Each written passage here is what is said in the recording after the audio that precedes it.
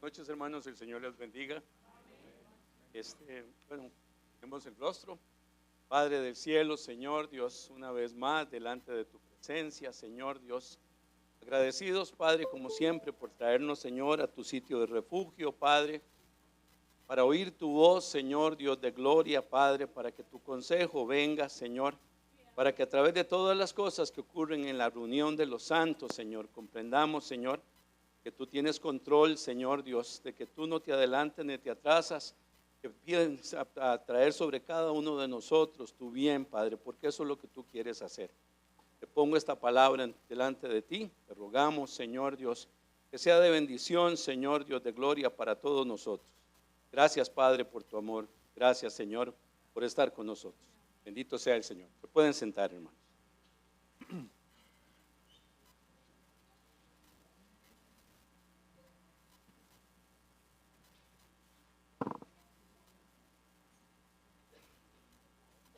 Obviamente yo creo que, como siempre lo digo, cuando uno prepara una enseñanza, muchas veces nace del corazón y uno viene meditando en cosas, ¿verdad? Y cuando el Señor, gracias a su misericordia y su amor, nos permite traer una palabra, pues es de gran regocijo para uno, porque uno, digamos, de alguna manera está consciente, seguro de que el Señor es el que está hablando, es el que está pidiéndonos que hagamos eso. Y eso, pues insisto, no sé cómo apreciarlo. Esta palabra es una palabra que yo he venido mascullando con el Señor y básicamente, primeramente para mi vida, como lo repetimos hasta la saciedad, comúnmente cuando se trae algo al Señor, al primero que trata es a la persona que está aquí delante de todos ustedes. Pero obvio, dice que las cosas que ocurren al pueblo santo del Señor en el orbe de la tierra, dice, nos ocurre a todos, entonces ni modo, o sea, uno sabe perfectamente que todos vamos en fila india y todos de alguna manera necesitamos este consejo. La enseñanza se llama la preeminencia del amor de Cristo. Y quisiera que abrieran el libro, la Biblia, en el libro de Colosenses, capítulo 1.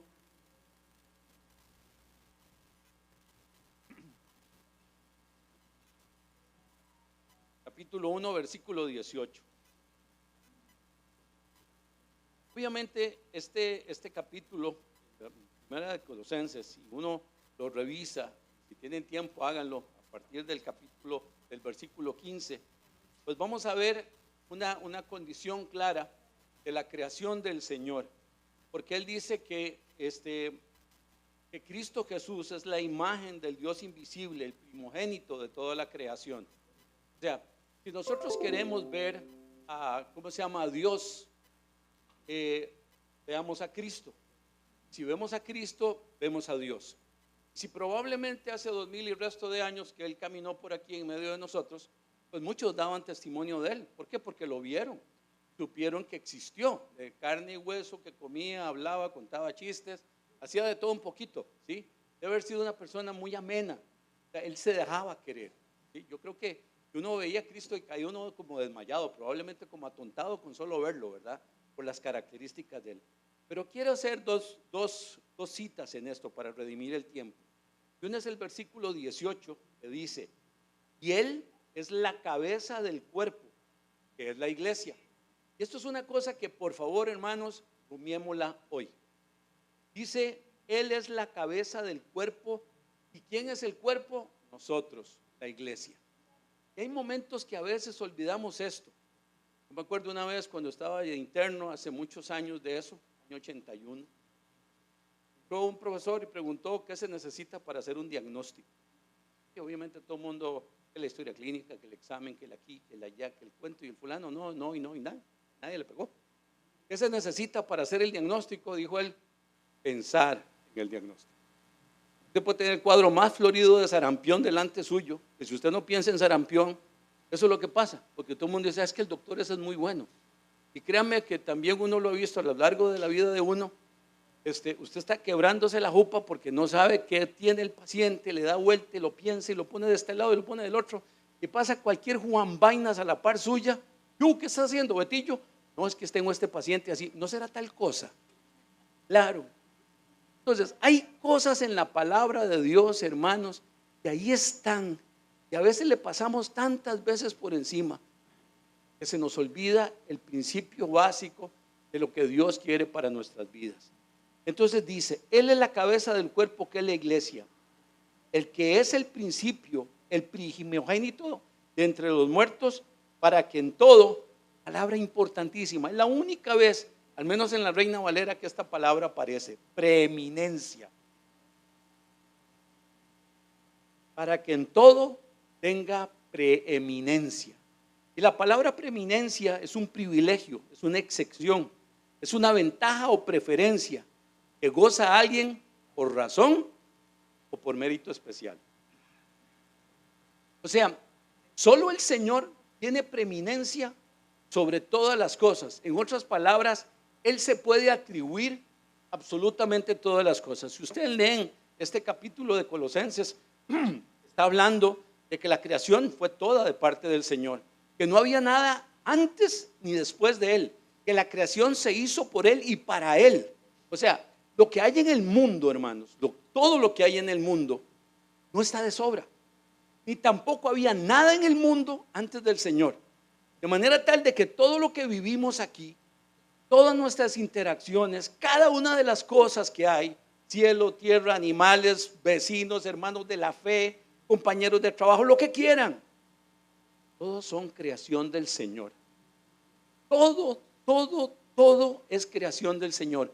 Nada es ajeno a la voluntad específica del Señor. Entonces, lo primero que tenemos que entender es que si Él lo hizo así, es porque tiene un propósito con cualquier cosa, porque la preeminencia es de Él. Y dice el versículo 20, y por medio de Él, otra palabra importantísima, reconciliar consigo todas las cosas, así las que están en la tierra como las que están en los cielos, haciendo la paz mediante la sangre de su cruz. En Colosenses hay dos palabras especiales: preeminencia, es la capacidad que tiene Cristo de atribuirse algo que ninguno de nosotros podemos hacerlo, porque en Él están todas las cosas y lo hizo por mérito propio.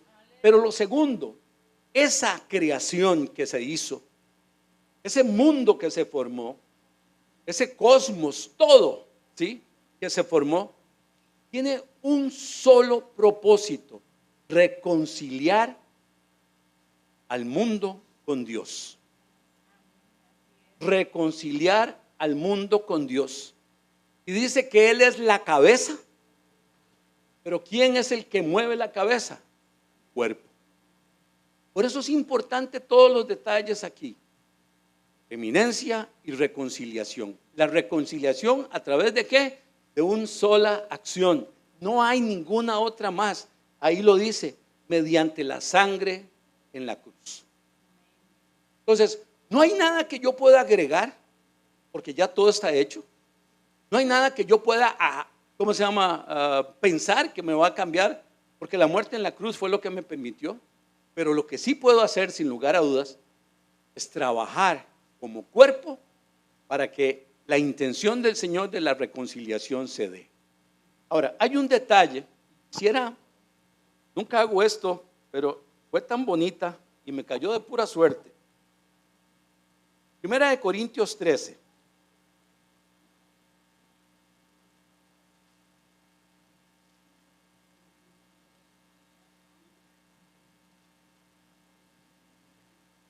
Esta es la versión, lo que les voy a leer es la versión de la traducción del lenguaje actual. No tiene ninguna cosa diferente a la Reina Valera, pero su expresión, su diálogo me impactó. Dice, lo voy a leer corrido: si no tengo amor, de nada me sirve hablar todos los idiomas del mundo y hasta el idioma de los ángeles. Si no tengo amor, soy como un pedazo de material ruidoso, soy como una campana desafinada. Si no tengo amor, de nada me sirve hablar de parte de Dios y conocer sus planes secretos. De nada me sirve que mi confianza en Dios me haga mover montañas. Si no tengo amor, de nada me sirve darle a los pobres todo lo que tengo. De nada me sirve dedicarme en cuerpo y alma a ayudar a los demás. El que ama tiene paciencia en todo y siempre es amable. El que ama no es envidioso, ni se cree más que nadie.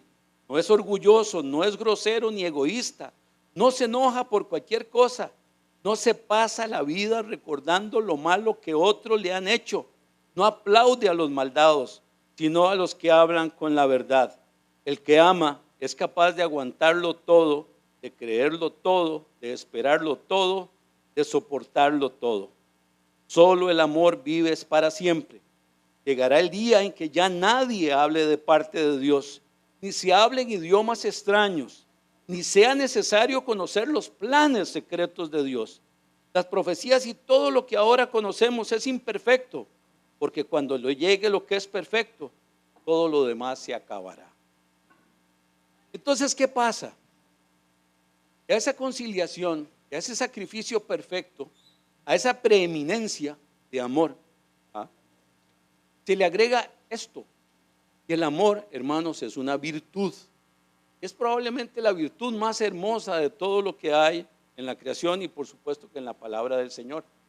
Y una virtud es una acción, es la fuerza, es algo que eso hace que se produzca un efecto, que se cause algo. O sea, no hay nada que supere al amor para ejecutar y generar en nosotros o en cualquiera un cambio legítimo, impacta. De manera tal de que el amor es probablemente superior a lo que está diciendo aquí, superior a la fe. ¿Cuántos de nosotros no hemos visto de cumplidos peticiones? Y hemos hablado de fe y hemos pedido porque un fulano, un hermano se levante de una enfermedad o que pueda, extenderse y conseguir un trabajo o que lo que sea, infinidad de cosas. Tenemos fe, pensamos sin lugar a dudas de que Dios lo iba a hacer, ¿sí? Eso es confianza en Dios, fe. Pero la fe, ¿sí? La fe por sí sola será suficiente. Dígelo usted, ¿sí? ¿Cuántas veces no nos pasa que después de ver, como le pasó a los hermanos israelitas, ir el mar muerto, el mar rojo, detenerse el Jordán, no habían pasado 100 metros para allá, ya estaban reclamando? Entonces, ¿dónde quedó su fe? ¿Dónde quedó la fe de las personas ante los hechos prodigiosos del Señor? Y es mayor que la esperanza. ¿Por qué? Porque la esperanza es sencillamente la opción de ver cumplidas las promesas del Señor. Y esas promesas se cumplen, no lo duden que no, ¿sí? Abraham dice que caminó en la tierra prometida, pero él tenía puesta su imagen en algo mayor, en algo superior, en la celestial.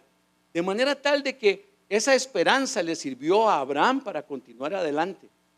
Pero cuando nosotros no vemos cumplidos las cosas, cuando nosotros pensamos que ya Dios se olvidó de mí, cuando creo que mi pecado, mi enfermedad, mi dificultad, mi adversidad, como que no se resuelve, mi esperanza decae. Decae la fe. Pero si hubiese amor, el amor va a cubrir multitud de pecados, el amor va a hacer cosas hermosas que no se pueden lograr de otra manera. ¿Por qué el amor es especial? Primero, porque es superior. Es superior prácticamente a todas las cosas, es superior a la inteligencia, ¿sí? Dice que el evangelio es locura para el que se pierde. ¿Por qué? Porque por amor yo doy la otra mejilla, por amor camino la otra milla, por amor cedo, ¿sí? O sea, por amor yo hago un montón de cosas. Es superior a otra de las cosas que nos atan a nosotros, las riquezas. Y no necesariamente las riquezas físicas, podemos tener riquezas espirituales de pensamiento, nuestro egoísmo, nuestra soberbia, nuestra terquedad, nuestra necedad. Pero la palabra dice que el Señor fue más arriba de eso, no tuvo ningún problema. Dice que dejó su condición de Dios, menospreciando esa riqueza suprema, con tal de que por una sola cosa bajar, por amor. No lo hizo por ninguna otra cosa más, lo hizo por amor. Finalmente, otra de las cosas es el poder, ¿sí? El amor va por arriba del poder. Porque si yo puedo, probablemente voy a querer ejercerlo, voy a querer ejecutarlo. Satanás le dijo al Señor: si postrado me adoraras, todos los reinos del mundo son tuyos. Te doy el poder de dominarlo todo. Y él humildemente lo que le dijo fue: solo al Señor adorarás. No hay para dónde correr. ¿Por qué? Por amor. De manera tal entonces que vamos a tener estas dos condiciones, una amparada a la otra. Porque la base de la relación, sin lugar a dudas, para con Dios, es en base al amor. Es el fundamento de una relación sólida con Dios. Si no la hago, si no amo, mi relación con Dios es pobre. Mi relación con Dios pende de que yo o que Dios haga lo que yo quiero. ¿Por qué? Porque si no hace lo que yo quiero, me enojo. Hoy hablaba con una de las muchachas de Casa Esperanza y me decía eso: es que el Señor la tiene conmigo, o sea, todo me sale mal. Obviamente conversamos un rato, pero es la misma intención de muchos de nosotros. Cuando vemos que el Señor no se acomoda a lo que yo quiero, ese no acomodarse a lo que yo quiero comienza a influir dentro de mí, y mi relación, esa relación que tiene que ser fundamental, se comienza a perder. La acción del amor es desinteresado. El amor no tiene intereses particulares. El amor se niega, como leíamos en el versículo 13, en el capítulo 13. Todo lo espera, todo lo soporta, todo lo cree, todo de todo. No tiene ningún problema para poder hacer lo que quiera. De manera entonces, este amor incondicional, eterno, superior a cualquier cosa, es el detalle perfecto que Cristo tenía para que la preeminencia de esa acción que buscaba conciliar al mundo con Dios, restablecerlo, se ejecutara. ¿A dónde quiero yo llegar? Le preguntaba yo al Señor, créanme que eso sí fue mi duda. Dice: ¿cuál es la causa? Tal vez no sé si alguno se vaya a impresionar, pero todo nos pasa, no importa cuánto tiempo tengamos en el Señor y qué hayamos hecho. ¿Sí? Hay cosas que están en el corazón. El caminar se cansa. Por eso el soldado que vuelve de la batalla huele a gloria. ¿Sí? Entonces yo le decía al Señor: ¿cuál es la razón de mi relación con Dios? Yo no sé si ustedes se preguntan eso, se lo han preguntado. O sea, detenerse un día, vuelvo a lo mismo, como el fulano que me preguntó: ¿qué se necesita para hacer un diagnóstico? ¿Cuál es la razón de mi relación con Dios? ¿Cuál es la razón de cada uno de ustedes para tener una relación con Dios? Ustedes cierran los ojos con plena convicción, pueden contestar esa pregunta. Pueden sin ningún problema decir: yo tengo la relación con Dios por esto, o varias cosas. Pero que ustedes digan: mi relación con Dios está, no sé, para que me vaya bien, para alcanzar la salvación, para que Dios me cuide. Pues nos ponemos altruistas porque el Señor murió en la cruz por mí. Claro, es un peso enorme. Yo creo que todos nosotros, por lo que ya hay en nuestro corazón y nuestro entendimiento, cuando miramos al Señor, ¿sí?, lo mínimo que nos debería dar es vergüenza si no peleamos la buena batalla de la fe, ¿sí?, para ser solidarios, para ser merecedores de ese sacrificio perfecto que Dios hizo en la cruz. Entonces, por lo menos, por vergüenza, deberíamos de esforzarnos para parecernos a Él. Pero lo hacemos. Entonces, aquí es donde empiezan las cosas. Y no es, decía el Señor, no es lo que quiero de Dios lo que importa. Es qué quiere Él de mí. Porque cuando yo me pasé al otro lado, las cosas como que comenzaron a ordenarse. Entonces, no es lo que yo quiero de Dios. Me pregunté: ¿qué quiere Él de mí? Porque me abrumó el hecho de entender, cuando me puse a enumerar lo que ha hecho por mí, es tanto. Yo sé que lo mismo le pasa a cada uno de nosotros. Es tanto lo que el Señor ha hecho por nosotros. Desde desde que nacimos, en el trabajo, en nuestra relación, con nuestro cuerpo, con nuestras enfermedades, con nuestras peticiones. A veces tonteras, una bola, un bate, ¿veis? Yo quiero bicicleta. Ay, va la bicicleta. Por supuesto que los papás lo compraron, pero ¿cómo hicieron los papás? Muchos de nosotros decimos, mira, apareció un fulano que me regaló una bicicleta. Y ahí estuvo el cuento de cómo el chiquito obtuvo la bicicleta. Hay montones de cosas especiales. Entonces, cuando comprendí esto, dije, Señor, eres increíble. ¿Y por qué razón es importante eso? Lucas 18:30.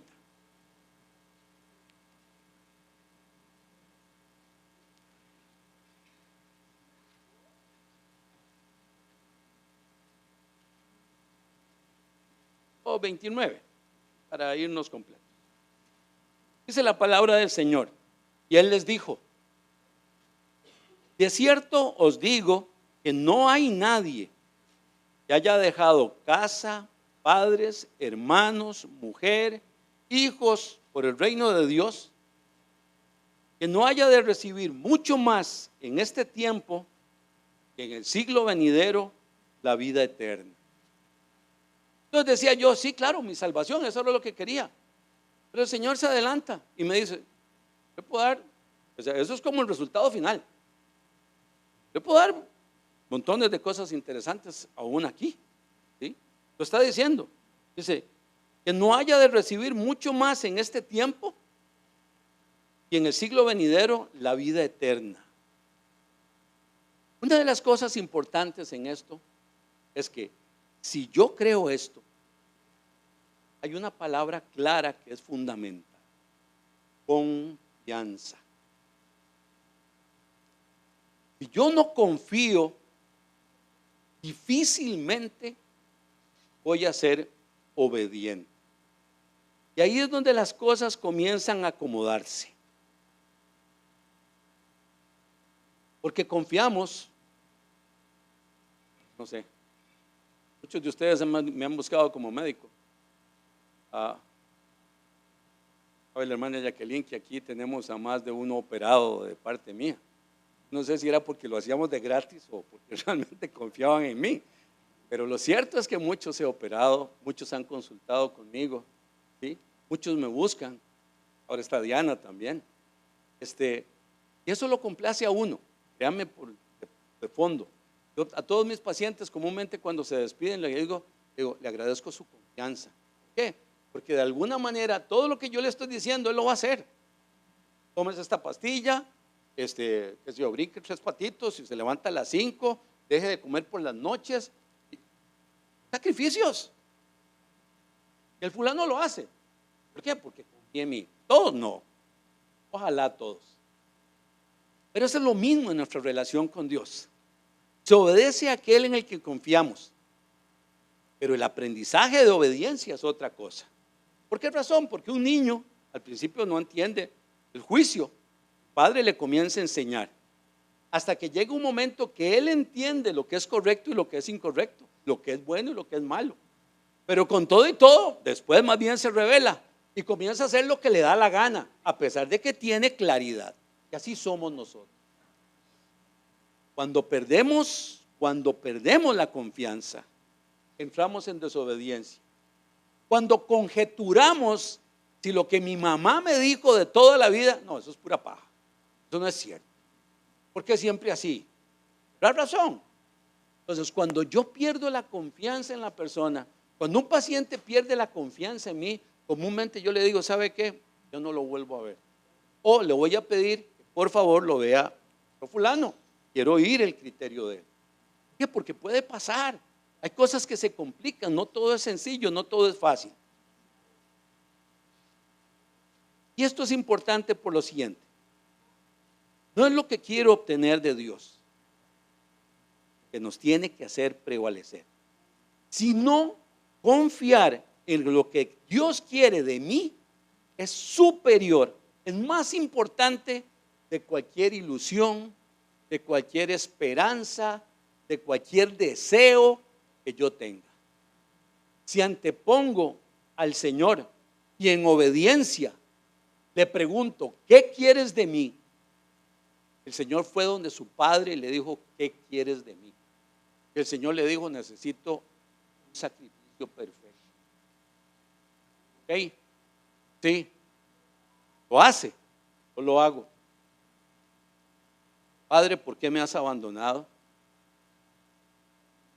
Aparta de mí este cáliz. Subió la fe. Creyó que era Dios capaz de levantarlo de entre los muertos. No tenía duda de que eso iba a pasar, o en algún momento titubeó. Pero de lo que se amarró Jesús fue del amor. Y eso lo volvió invencible. Eso le permitió a él continuar hasta el final, hasta la cruz y morir. Cuando estaba en la cruz dijo, Señor, en tus manos encomiendo mi espíritu. Ahora, hermanos, el mayor amor, ¿quieren? Es el del Padre. Ustedes imagínense con uno de sus hijos, si es que fuera como Abraham. Dámelo acá, te lo voy a sacrificar.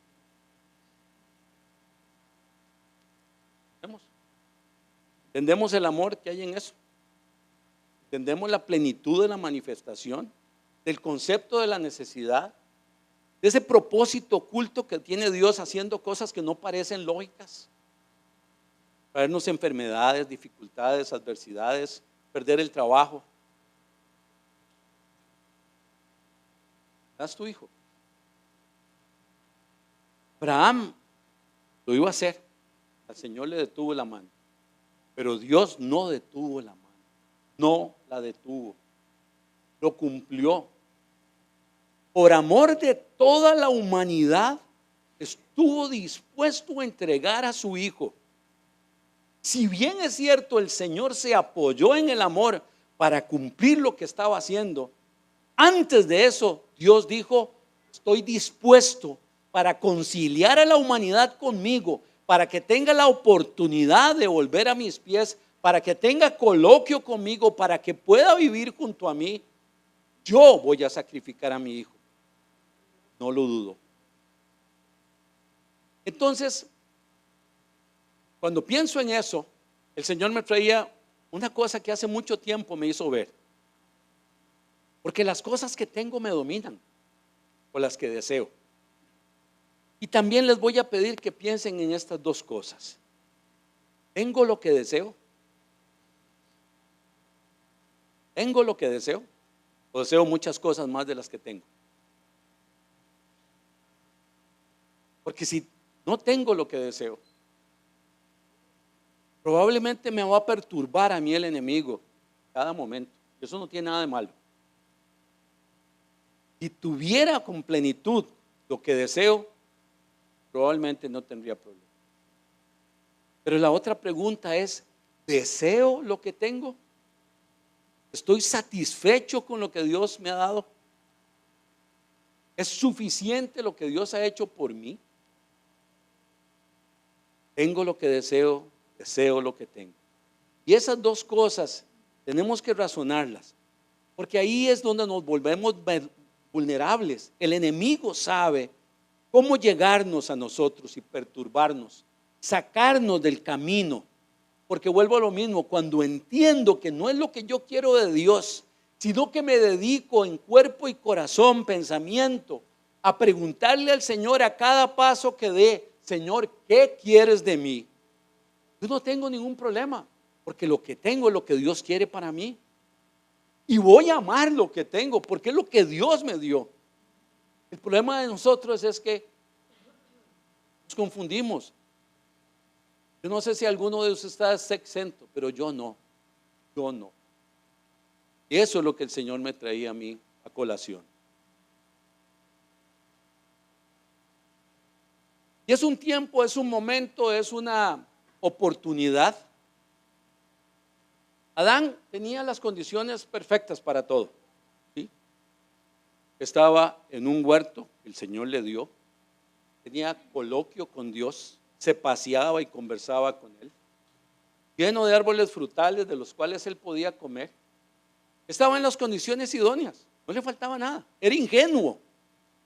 Nosotros ya estamos pervertidos, lleno de montones de cosas que la vida nos ha ensuciado. Satanás lo ha hecho.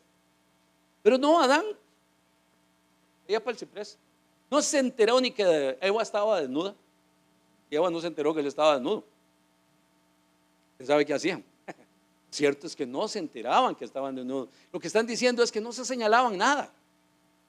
Pero a pesar de estar en esa condición perfecta, pasó lo que pasó. Transgredió la única condición que Dios le había dicho a Adán: séame obediente en esto. ¿Por qué no fue capaz de ser obediente Eva? Porque probablemente perdió la confianza en Dios. Porque cuando el susurrador vino ante ella y le dijo: oh, no, las cosas no son así, las cosas son de una manera diferente. Entonces, cuando eso me pasa a mí, cuando yo pierdo esa confianza, cuando lo que me diga otro me hace titubear sobre el plan de Dios para con mi vida, de lo que Él quiere conmigo, me pierdo, me desordeno. Y en el momento que me desordeno, soy pasto fácil. Y eso fue lo que pasó. ¿Por qué? Dio solos sentidos, cambió el orden de las cosas. El chiquillo comenzó a decirle: es que yo quiero tener novia. Usted no ha visto lo bonita que está la muchacha. Si ustedes no me entienden, uno no hubiera sentido, uno pasó por los 14, los 13, los 15, los 16 años. Igual. Ahora, ¿qué es lo que puedo hacer yo? Y esa es la gracia del Señor. Entender. Y esa es la misericordia de Dios. Porque Adán no pecó o no se equivocó. Todo está en un plan. Todo está en el plan de Dios, y el plan de redención continuará. Pero hermanos, lo importante de este plan de redención es que nosotros estamos metidos en él. Y hay días que como hijos de Dios se nos olvida eso. Pensamos que con que yo esté bien, todo está perfecto. La iglesia se salva juntos. Y por eso el amor es unanimidad. El amor nos permite compartir. El amor nos permite ser un pueblo. No habla de un pueblo de Dios. Aquí venimos a esto. Dios no quiere mi ingenuidad, quiere mi obediencia. Quiere que a pesar de todo escoja en Él lo que Él decida que yo debo de hacer. Entonces, yo puedo ser ingenuo, pero una vez que tengo madurez y dejo las cosas de niño, me convierto en un adulto, en el Señor comienza a darme cosas a mí. No quiere mi ingenuidad, quiere mi obediencia. Y ahí es donde pesa las cosas que yo decido. Segunda de Samuel 23 del 1 al 5.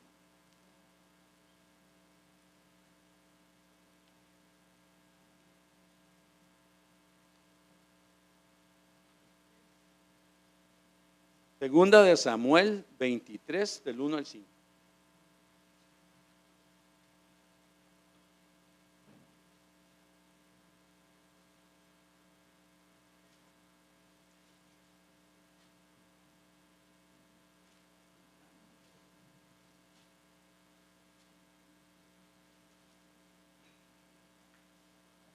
Esto es hermoso.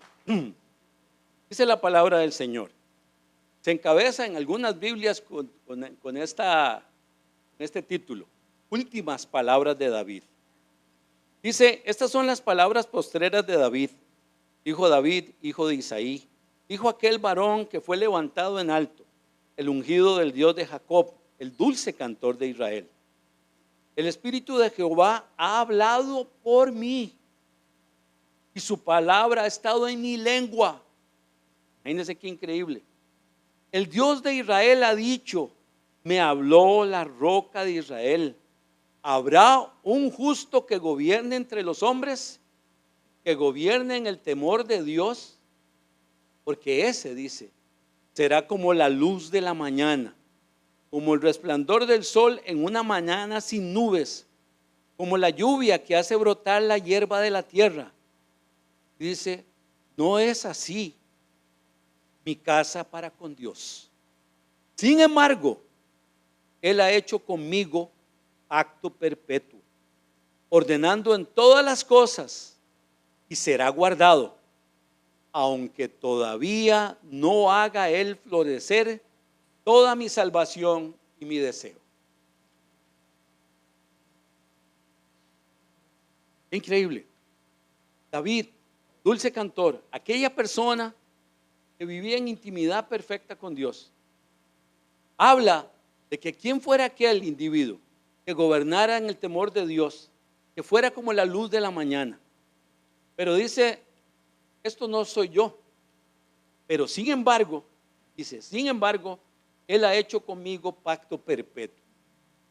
Y ahí es donde las cosas comienzan, gracias a Él, a tener sentido y a tener oportunidad. ¿Por qué razón? Porque cuando entiendo de que David, que de su boca salió la palabra de Dios, que su lengua profirió la opinión de Dios, acepta en su corazón que él no ha llegado a ese nivel, pero, sin embargo, Él ha hecho ordenando todas las cosas y será guardado aunque todavía no haga Él florecer. Dice, aunque todavía no haga Él florecer toda mi salvación y mi deseo. Teniendo entendimiento de que habían detalles que todavía tenían que perfeccionarse en su vida. Pero eso no lo hacía desentonar, eso no lo hacía retroceder. Eso en ningún momento hizo a David meditar y decir, dejo esto botado. Estuvo prudente, estuvo fijo ahí, se mantuvo, ¿sí? Entonces, una de las cosas que para mí son más importantes es esa confianza que debemos de tener con Dios. Salmo 84:12 dice, dichoso el hombre que confía. ¿Sí? ¿En qué confiamos? Volvemos a lo mismo, en la salvación, en la misericordia, en las promesas, en la palabra. Aunque se levante guerra alrededor de mí, puedo confiar en la ayuda que venía de Dios. Todos nosotros, eso es lo que necesitamos. Porque si bendito el varón que confía en Dios, yo puedo confiar plenamente de que lo que esté pasando, cualquier cosa o adversidad que tenga, tiene propósito en Dios. Pero si yo creo que las cosas se resuelven a mi manera, ahí es donde comenzamos a confrontar con Dios, porque nos perdemos del camino, olvidamos que Dios tiene un propósito y ese propósito es el que yo quisiera ejecutar. Entonces, lejos de moverme a hacer, lo que debería hacer es detenerme, esperar, y eso es lo que me toca hacer. Salmo 34:22, a mí me impresionó esto.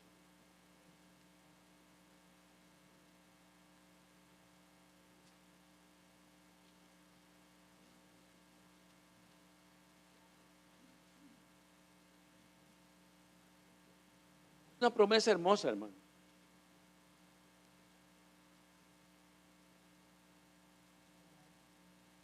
En el 19 dice, muchas son las aflicciones del justo, pero de todas ellas le librará Dios. Pero oiga lo que dice el 22, Jehová redime el alma de sus siervos y no serán condenados cuantos en él confían. Promesa. Jehová redime el alma de sus siervos. Jehová perdona, Jehová levanta, Jehová sana, Jehová aconseja, Jehová me lleva. Jehová redime el alma. Pero lo importante, no serán condenados. No hay condenación para cuantos en él confían. Porque si hay confianza, yo puedo esperar. Si hay confianza, yo puedo creer. Si hay confianza, va a haber obediencia. Si no hay confianza, hermano, nos vamos a mover precipitadamente o alocadamente y vamos a comenzar a irnos en contra de los propósitos de Dios. E irnos en contra de los propósitos de Dios, sin lugar a dudas, tendrá una repercusión. No voy a tomar los pasajes de esto, nada más lo voy a mencionar. Porque uno de estos días, leyendo un poco de todo, confrontó una nota que leí que decía, ¿Quién es peor, un desobediente o un adúltero homicida? ¿Qué piensan? ¿Quién es peor, un obediente, un desobediente o un adúltero homicida? Creo que todos nosotros, primero que nada, pensaríamos que puede ser de desobediencia, que después se acomoda y ya estuvo. O sea, no es tan terrible la cosa. Pero nuestro concepto de adulterio y fornicación o de homicidio es como el top of the hill de los pecados. ¿Ah? Saúl y David. Uno lo único que hizo fue desobedecer. Lo único que hizo fue desobedecer. ¿Ah? Y por eso, y por esa razón, Dios lo descartó. El Señor le dijo que no volvía a ser rey. No lo maldijo. Jamás le dijo, no vas a ser más rey. Lo desestimó. En cambio, ese pasaje que acabamos de leer de David, donde él reconoce que el Señor es supremo, de que él está en el camino a alcanzar una posición en su vida que ojalá se pueda asemejar a esa gloria de poder tomar decisiones correctas en todo tiempo, pero que bueno, que por ahora lo que me queda a mi hijo David es ser sumiso al Señor y serle obediente, porque yo confío en la obra que él está haciendo en mi vida. 2 capítulos después se acuesta con Betsabé. Ajá. Entonces dice uno, Señor, pero, o sea, esa promesa que le acabas de hacer, una promesa increíble. La promesa que le hizo a David, ¿sí? Esas promesas, vuelvo, está en el libro de, ay Dios, esa está en 2 de Samuel 7, 19 al 20. Cuando el Señor le habla sobre lo que va a hacer con él, de todas las bondades que iba a hacer con él, ¿sí? Pero también las acaba. Después de lo que le dijo el Señor a David, de las últimas palabras que él habla, 2 capítulos después hace el censo del pueblo y eso costó millares de vidas. Entonces dice uno, Señor, en serio, o sea, como que las cosas no funcionan, como que te equivocas a ratos. ¿Qué puedo pensar eso, hermanos? Sencillamente porque no confío. Porque a la luz de los hechos, con pensamiento y razonamiento humano, hay montones de cosas en la palabra de Dios que yo puedo conjeturar. Y usted lo oye. Cuando usted va a la calle y comienza a hablar con personas que no son como nosotros, estudiosos de la palabra, es que ¿por qué el Señor permitió que mataran a los niños? ¿O por qué el Señor, eran esas batallas donde agarraban y mataban a todo el mundo, o sea, arrasaban con todo lo que tenían? No lo reclama la gente que no tiene el Señor en su corazón. ¿Por qué? Porque humanidad, no hay obediencia, no hay en ningún momento una intención verdadera de qué es de lo que busca el Señor. Porque todas estas cosas son necesarias sencillamente para mostrarnos algo: reconciliación. La confianza es necesaria para caminar sin ver a dónde voy. El libro en Efesios, capítulo 2, versículo 10, dice que somos la obra maestra de Dios, que fuimos creados de nuevo en Cristo Jesús con el fin de hacer las cosas buenas que Él había preparado de antemano. Estamos hechos para hacer las cosas buenas de Dios. ¿Usted lo quiere hacer, hermano? ¿Les gustaría hacer las cosas buenas de Dios? Y vamos a terminar en 2 de Corintios 5, 18 y 19.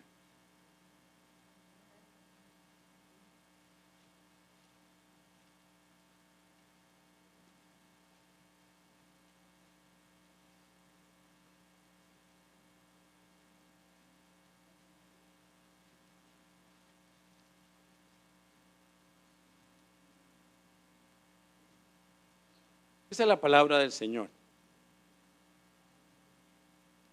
Todo esto proviene de Dios, quien nos reconcilió consigo mismo por Cristo y nos dio el ministerio de la reconciliación. Que Dios estaba en Cristo reconciliando consigo al mundo, no tomándoles en cuenta a los hombres sus pecados, y nos encargó a nosotros la palabra de reconciliación. Así que somos embajadores en nombre de Cristo, como si Dios rogase por medio de nosotros. Ahora estaba en Annie Williams, dormitorio, y obviamente hablamos el domingo. La enseñanza que el Señor nos trajo fue una enseñanza clara, de cómo somos seguidores, pero finalmente nos vamos a convertir en discípulos, que vamos a ser gente que va a dar seguimiento, nos volvemos maestros. ¿Por qué? Porque Dios no necesita gente que llene una iglesia. Necesita gente que le diga sí. Que Dios estaba en Cristo reconciliando consigo al mundo, no tomándoles en cuenta a los hombres sus pecados. Y eso está hecho.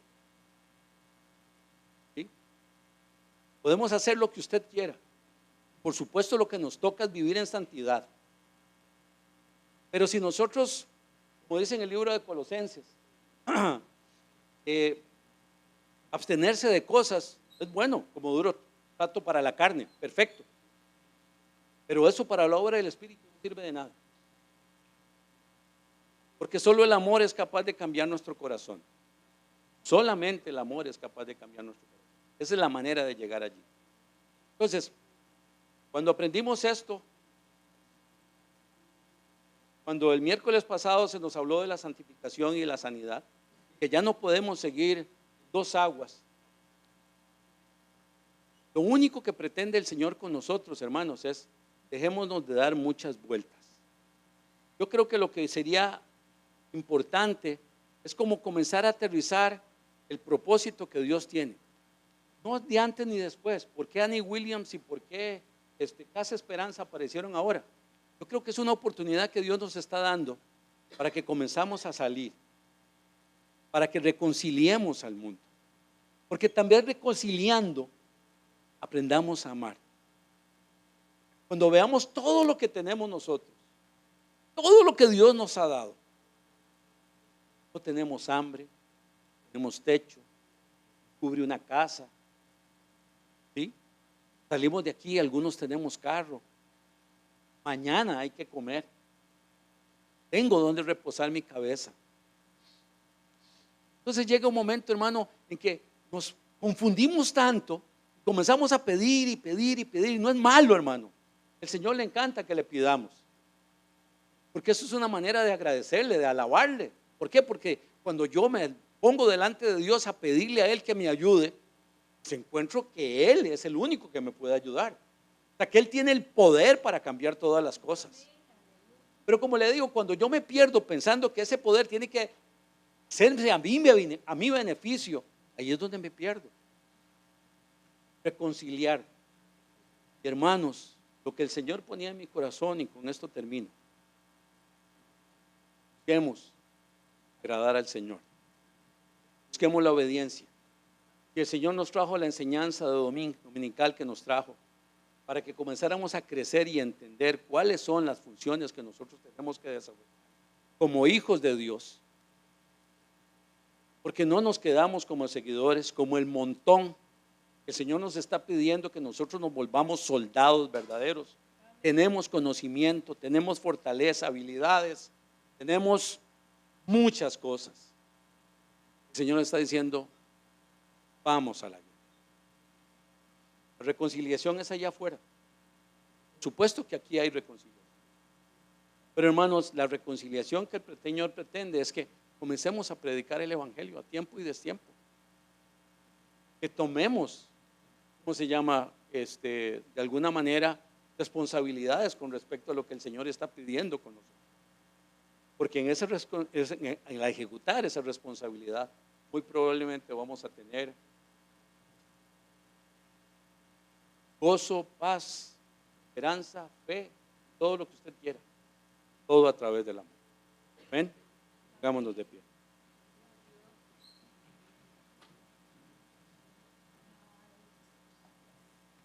Amado Dios, gracias te doy, Señor Dios de gloria, por tu enseñanza, Señor. Yo te ruego, Señor Dios de gloria, Padre, que podamos entender, Señor Dios, la profundidad del amor, lo ancho, lo profundo, Señor Dios. Porque conocer el amor es conocerte a ti. La preeminencia que solo está en ti, Señor Dios de gloria, Padre. Yo te ruego que nos guíes, Señor. Que hagas en nuestro corazón nido, Padre. Y que cambies, Señor, las cosas. Mira, Señor, nuestra terquedad, nuestra imitación, nuestro egoísmo, nuestra rebelión, Señor Dios. Tú conoces todo lo que hay en nosotros, Señor Dios. De manera tal de que tómalo, Señor Dios de gloria, y a través de tu sanidad, de tu ungüento, Señor, de esa palabra de amor, Señor, de ese abrazo especial, Señor, yo pueda sentirte, Señor Dios, a través de mis hermanos, Señor, a través, Señor Dios de gloria, de trabajar en tu obra, Padre, de ver, Señor Dios de gloria, al necesitado, Señor Dios, que encuentre esperanza, Señor Dios de gloria, a través de aquel que está necesitado, Señor Dios de gloria, pueda mostrarle, Señor Dios, a través de nuestras acciones, Señor, de que tú vives y reinas y que eres Dios verdadero, que escuchas, Señor, aún al que está en la calle, Señor Dios. Danos fuerza, Padre, te lo rogamos, danos fuerza, danos unanimidad, Señor, que tu iglesia, Señor, se vuelva una iglesia, Señor, fuerte, Padre, a través del amor. Bendice, Señor Dios de gloria, Padre, el resto de la noche, Señor, guárdanos, Señor, en nuestra viaje de vuelta a nuestro hogar. Bendice a tu iglesia y a cada uno de nuestros hermanos, Señor Dios. Gracias, Señor, por tu amor, en el nombre de Cristo Jesús. Amén.